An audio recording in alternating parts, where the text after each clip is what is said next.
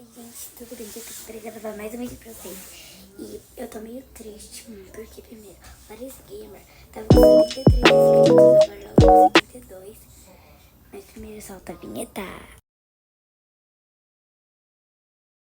Pronto, gente, já soltou a vinheta.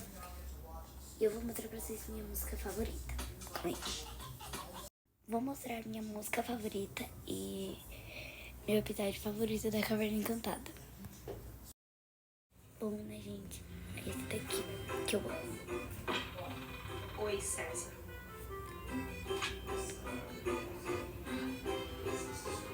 Oi, Elisa. Obrigado por ter vindo. Eu só vim porque eu respeito muito o nosso relacionamento. Mas é importante que você saiba que eu ando muito chateada com a forma que você tá me tratando. E exatamente sobre isso que eu queria falar com você. Eu não tô falando.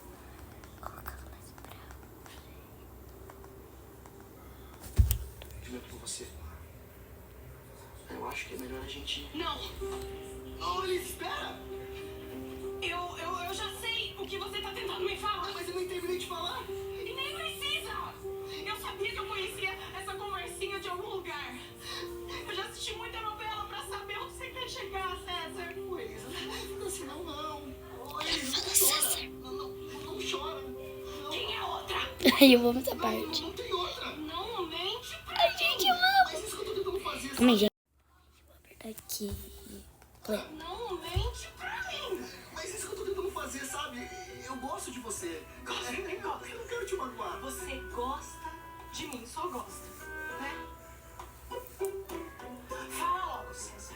Quem é ela? Quem é a mulher que roubou o coração do meu amor? Tanto Eu falei, não tem. Fala logo! Ai, Elisa, é a Pilar. É a professora Pilar. É a Pilar. Até mostrei, gente, meu livro 1 que eu tenho dela. Diário de Pilar. Eu só li um até agora. Bom, né, gente? Eu fiz, né? Aqui eu vou mostrar pra vocês o canal do Grupo Gamer. Quer dizer, só o meu. Gente, eu tô muito feliz, gente, que eu tenho 74 inscritos. Mas eu tô triste porque a Larissa Gamer tem 72. Gente, tem mais vídeos também. Mas por enquanto eu vou...